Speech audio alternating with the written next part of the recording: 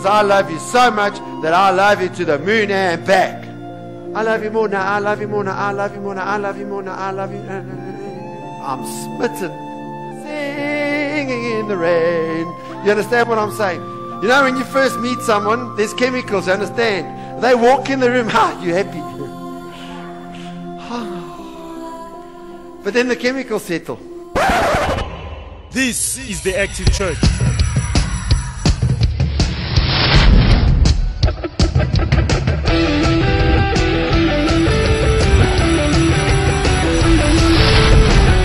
To God be the glory. What happens in our society when there is no love? What goes on amongst those people when love is absent? I want you just to think about that for a second. And I've got a little news clipping, came from America, about something that happens when love stops. And we're going to have a look at that news bulletin now. And what I want you to realize as you're watching this, and you hear the story of this 22-year-old young woman, I want you to think about what I've just said.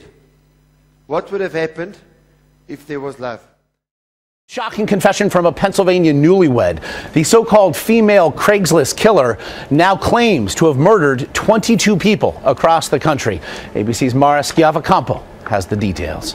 She's a petite, baby-faced teen, now claiming to be one of the country's deadliest serial killers. 19-year-old newlywed and mother Miranda Barber could be facing the death penalty for what police call a thrill kill.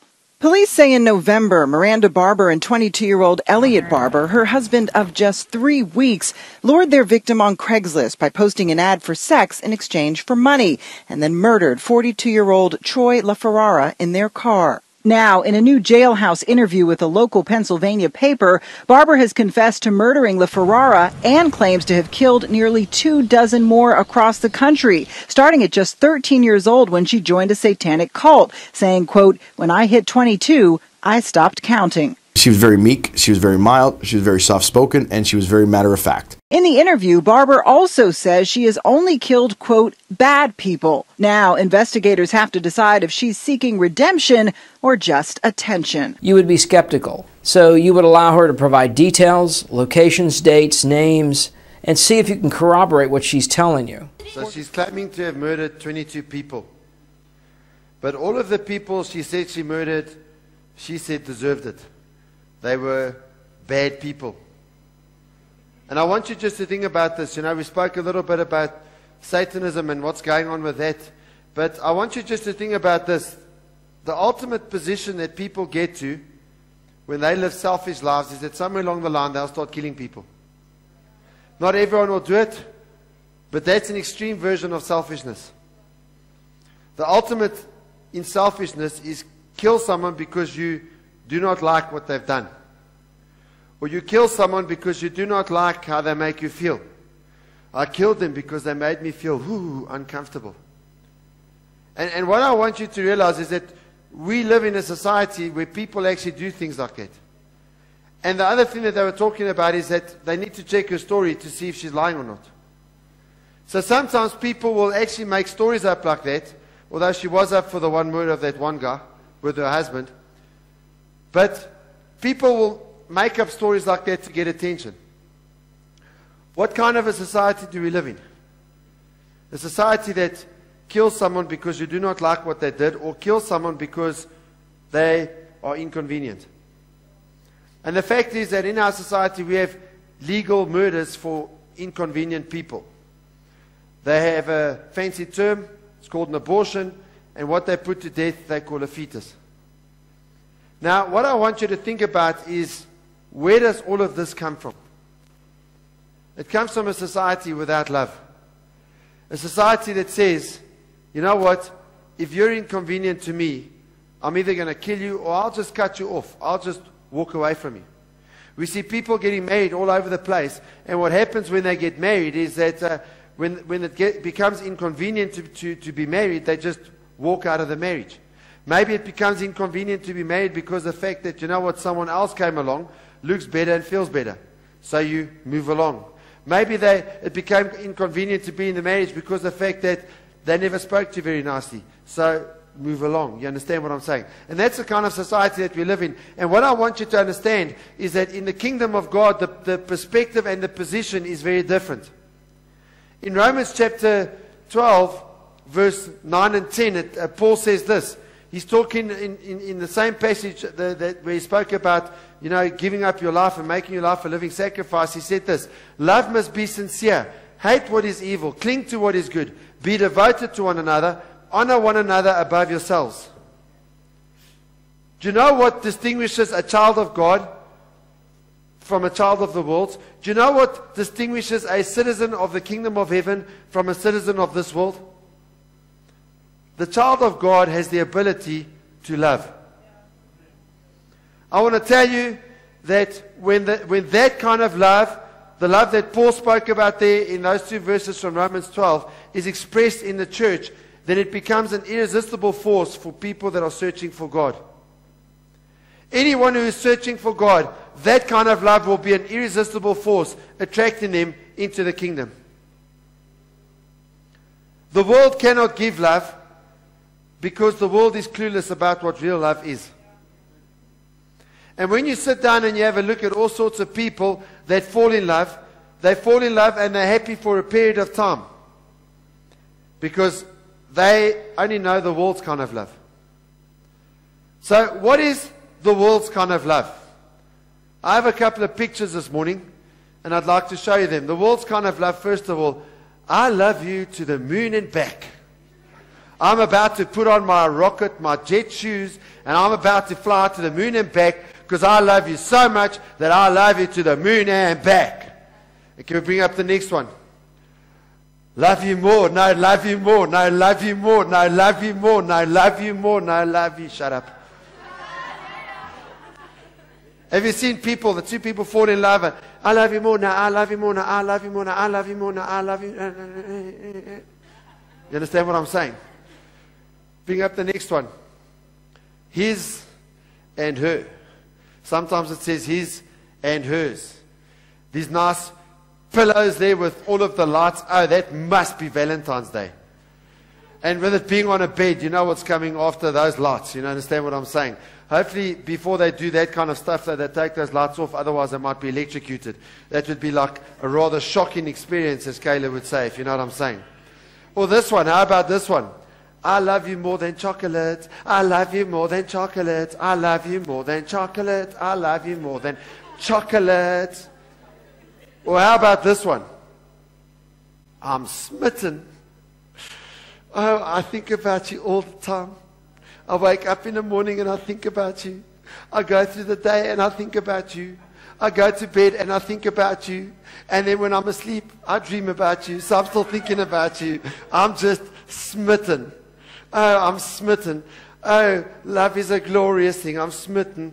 Or this one, very often on Valentine's Day, you get these big pillows. Sometimes you get these pillows and they put your photograph on the pillow for you and you give it to that other person, that special person. It says, I'm forever yours. Forever yours. I am forever yours. Forever. In 300 years' time, I will still be yours. I am forever yours.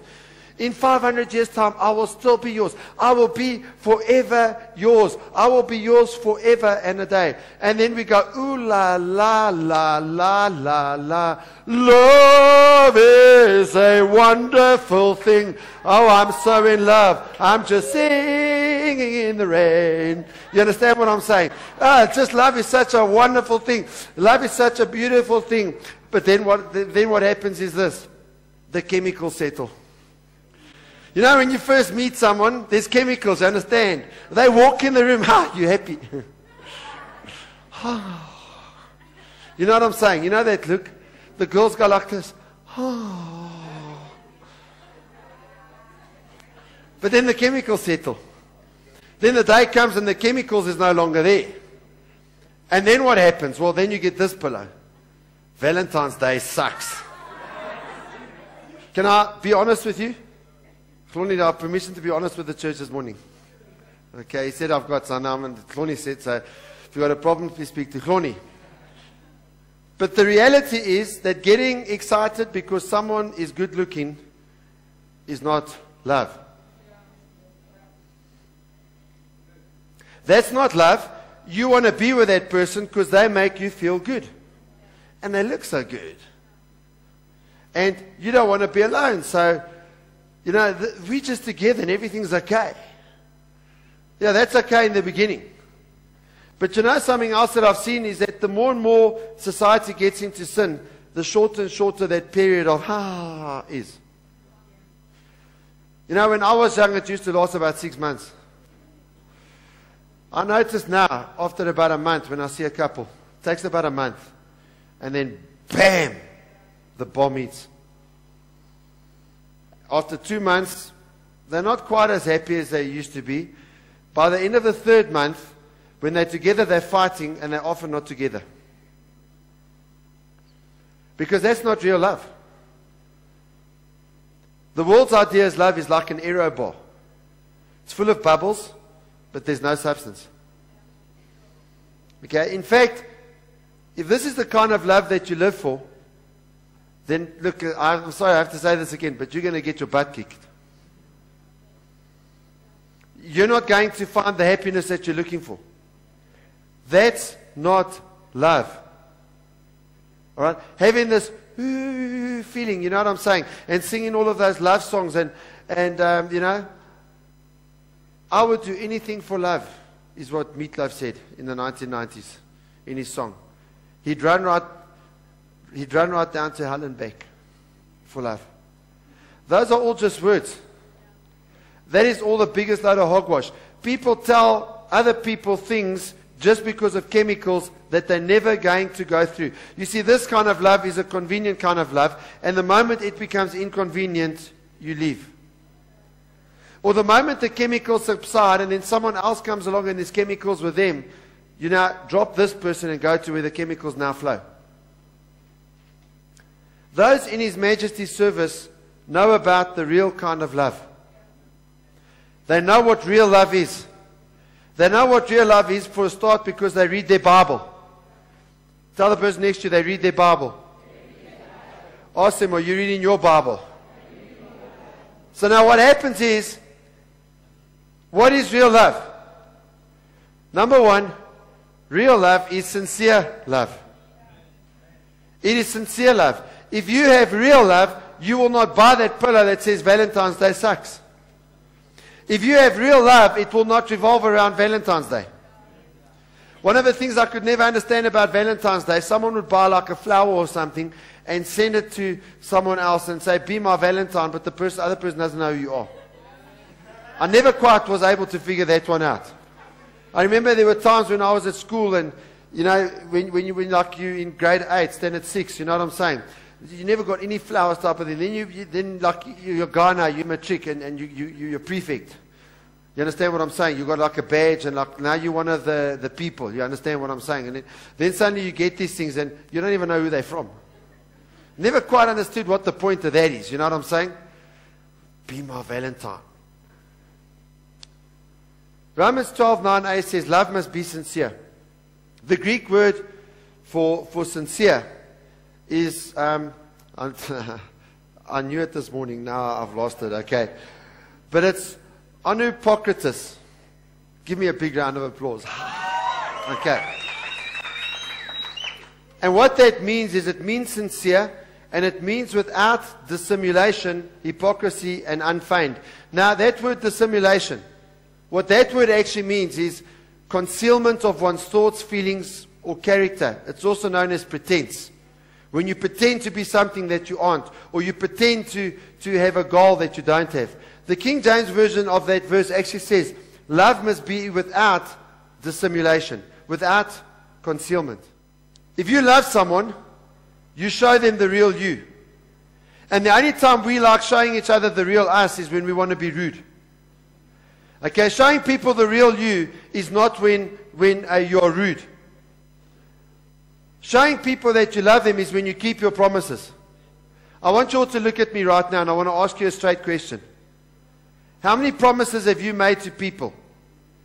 And you've made these promises and you haven't kept them? How many times have you given people your word and you haven't kept your word? How many times have you told someone, I will love you until the end of time? and the end of time comes 2 weeks later. All right? If you really love someone, you keep your promises. No matter how inconvenient it gets, you will keep your promises. Why? Because you love them.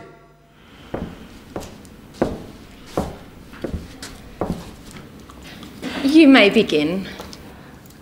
Lay in a manger, no crib for the bed. Thank you. We'll get back to you. Next. Away in a manger, no crib for a bed. The little Lord Jesus, lay down his sweet head. Thank you. We'll get back to you. Next.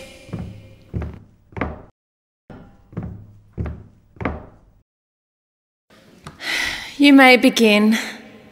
Away in a manger, no crib for a bed.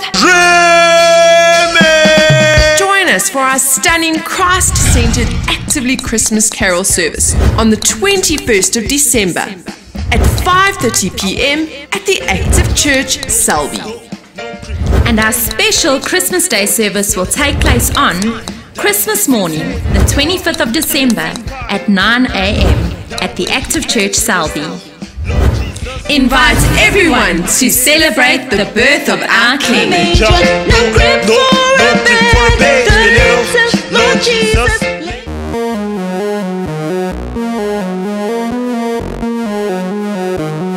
Unstoppable.